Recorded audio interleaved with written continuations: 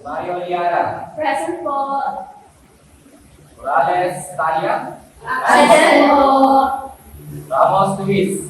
Present po. Santos Lara. Present po. Soriano Altea. Present po. Flores Aria. Present. De la Cruz Marcos. Absent. De los Reyes Leandro. Present po. Absent na naman. Ilang araw mo pa sa klase ko ha. Okay. Flores Mendoza. Reyes. Santos. Ethan. Wala silang lahat. Asan tong mga to?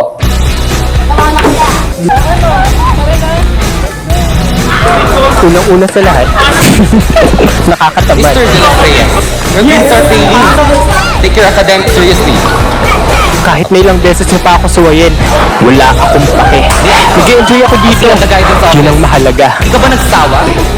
Leandro, anak, ano bang gusto mong gawin sa buhay mo? Ayusin mo yung Wala buhay mo, ano ba? akong pake.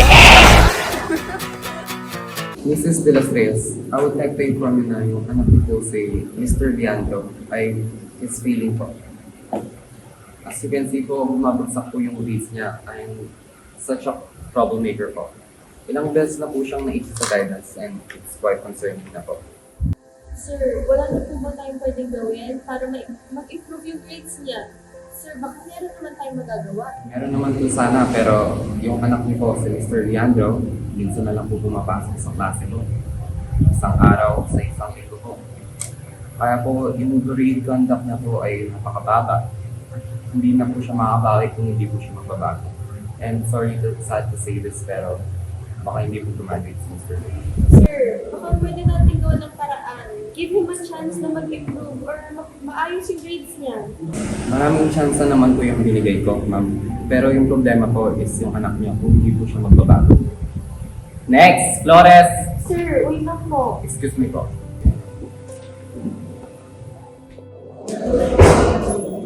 Ano daw sabi? Umuwi ka muna.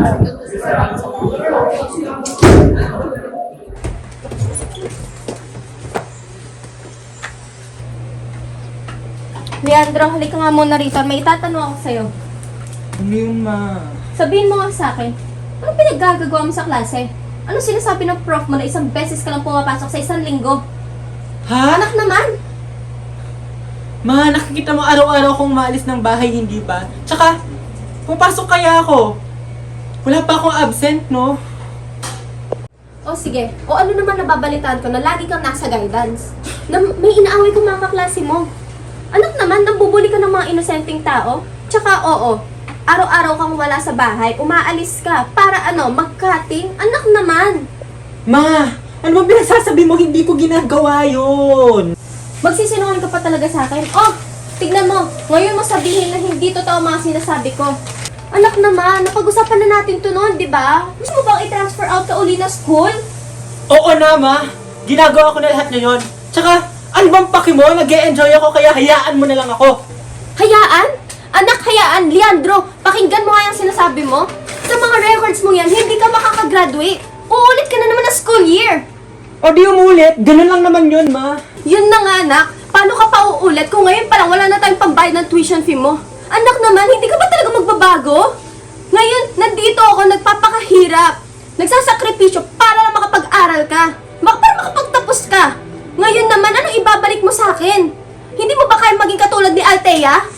Na since elementary, magaling at matalino. Anak naman, kailan mo ba ako bibigyan ng pagkakataon para maging proud ako sa'yo?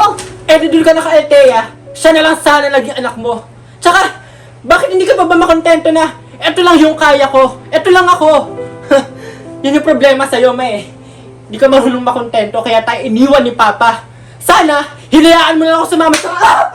Manahimik ka dahil hindi mo alam ang buong kwento. Gusto ko lang naman na may patunguhan ka sa buhay mo. May pakipako kaysa sa'yo eh. Tsaka gusto mo matulad sa tatay mo? Total, iniwan niya lang din naman tayo dahil makasarili siya. Tulad mo na makasarili din. Gusto mo magsama kayo? Sige, magsama kayo. Umalis ka na dito. Talaga, aalis ako.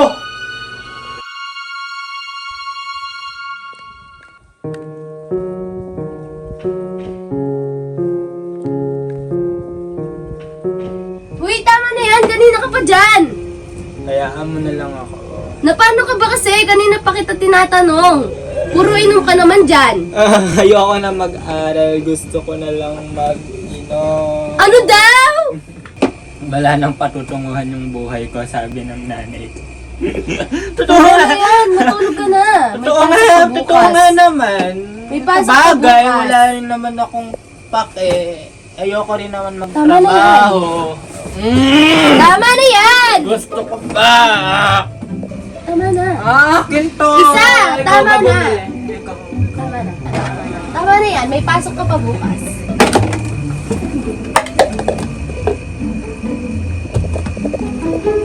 Ibo naman ito.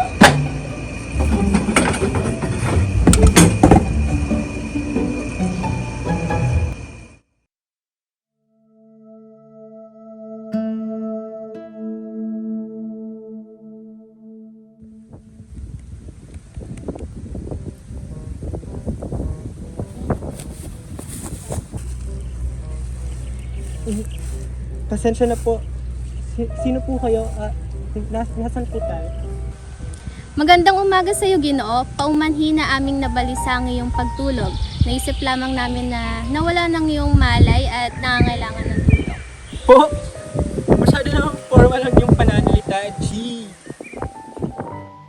Pagpapakilala na lamang kami, ako nga pala ang prinsesa sa kahariang ito.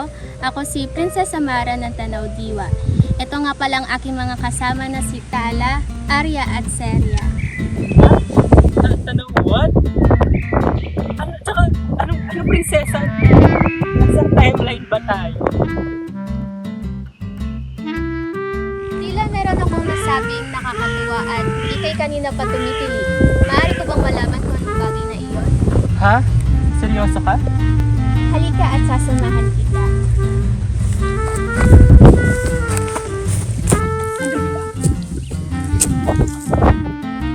Maaari ko bang malaman kung ano ang itatawag ko sa iyo, Ginoo? Leandro na lang po, ma'am. Leandro, habang pinagmamasdan kita kanina, aking napansin na ang iyong pananamit ay kakaiba.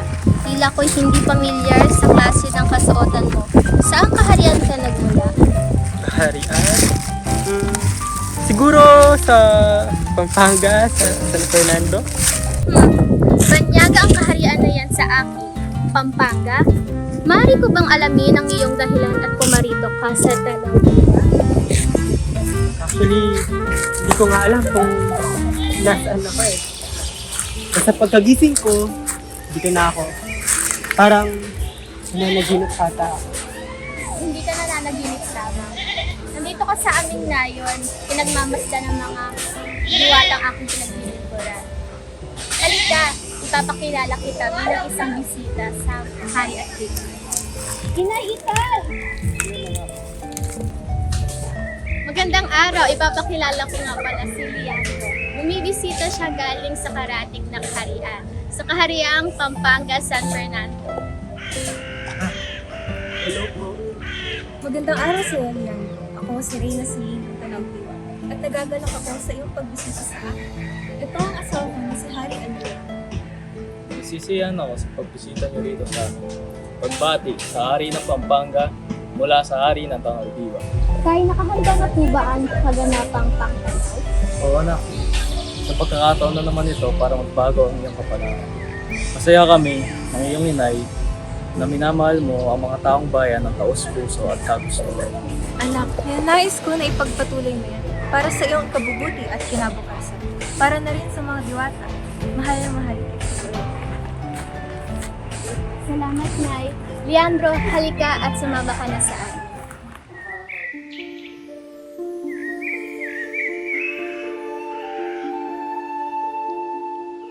Pagbati sa lahat ng mga diwatang narito, nagagalak ako sa kagustuhan ng bawat isang malaman ang kanilang kapalaran. Muli, ang inyong kinabukasan ay nakasalalay sa inyong pagsisalita. Bawat aspeto tulad ng pagiging maalam, marunong, at mabuti. Magsimula na tayo. Tala? Ako ay magiging isang matagumpay na maestra. Sunod? Ngunit, hindi naman ako taga rito. Yun yung problema sa'yo mo. Ito ba gusto makita lang? Kaya tayo, hindi mo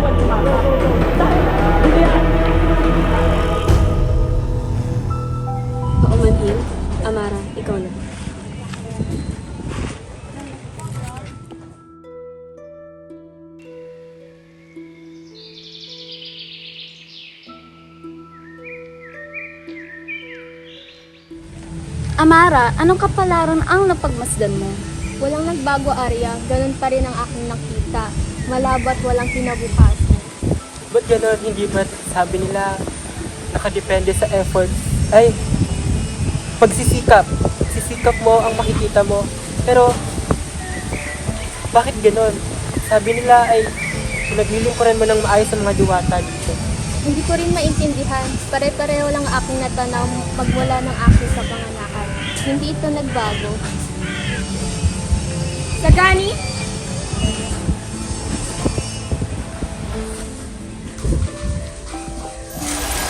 Ako'y magiging matagumpay ng mga gamot. Nakikita ko ang aking maging pamilya ko. Papakasalan ko ang aking umibig.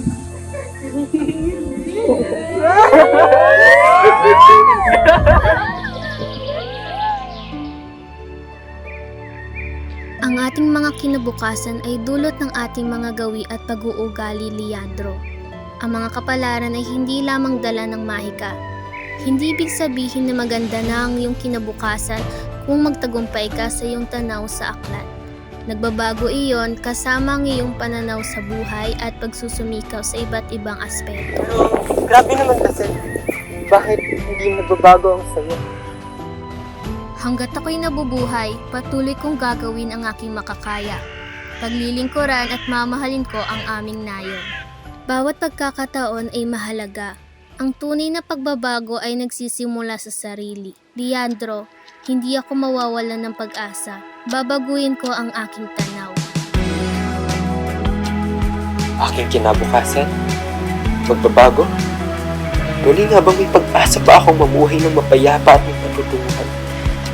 Ano nga ba itong nararamdaman ng puso ko?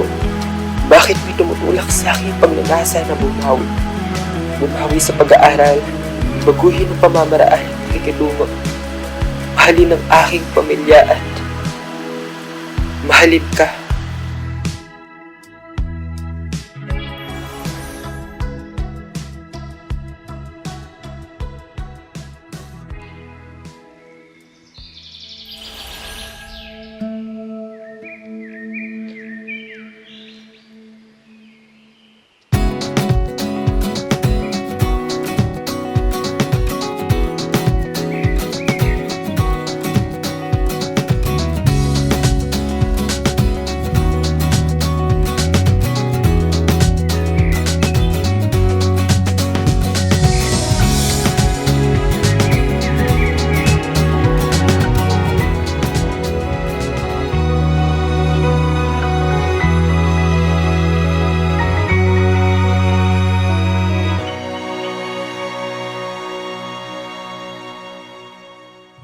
Amara! Amara! Haring Almiro, anong nangyayari? Hindi ko batid ang mga pangyayari. Natagpuan na lamang namin siya. Inihigit na isang malakas na puwersa. At ayun, tuluyan na siyang namatay. Hari Almiro, ngayon naiintindihan ko na kung bakit wala ang tanaw ni Amara. Ito'y dahil mauuna pa siyang lamunin ng lupa kaysa makamit ang kinabukasan kanyang hinihintay. Bakit ang buhay na may pag-asa ang kinuha kaysa sa tulad kong wala nang ginawang matino? Sa lahat ng mga kapalaran, wala namang katumbas na halaga ang kinabukasan ko. Ako na ang aako sa mga pangarap mo. Ako na ang kakamit sa mga pagnanasa ng iyong puso. Buhay kong walang patutunguhan, ibibigay ko sa iyo. Mahal ko.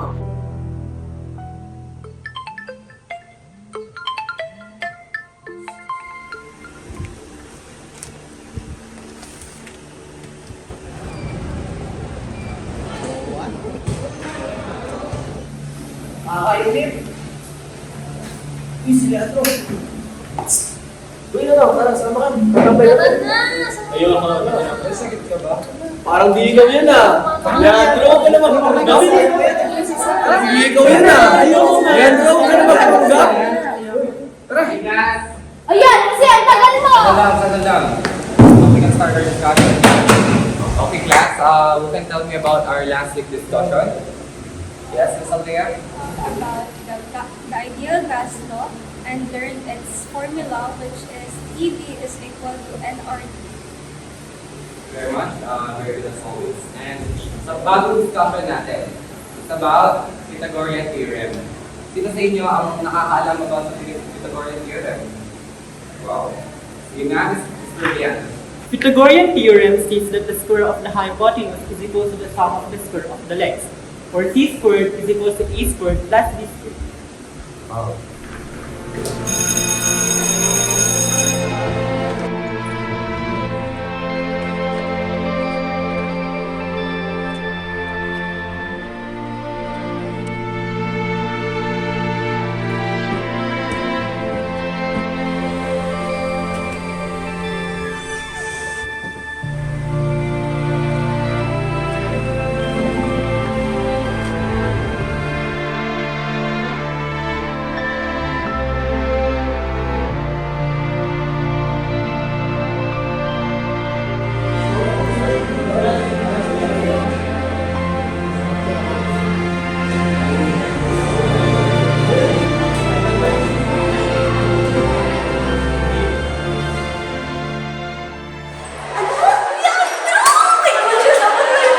Ay, Diyos ko, thank you Lord. At ginalingan mo sa pag-aaral. Ang ganda ng grades mo. Dahil dyan ka, graduate ka na. Thank you Lord. At nakaka-proud ka na. Proud na proud ako sa'yo. At eto, first time mo with honors ka. At dahil dyan, kakain tayo.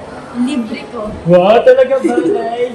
Oo, tsaka nakaka-proud ka. Kaya dahil dyan, kakain tayo sa labas. CR muna ako mauna ka. Sige, una na ako Last pala. Liana, Salamat. Liana, no? ngayon natuklasan mo na ba ang halaga ng bawat tanaw? Ha? Lumayway? Liana, sandali!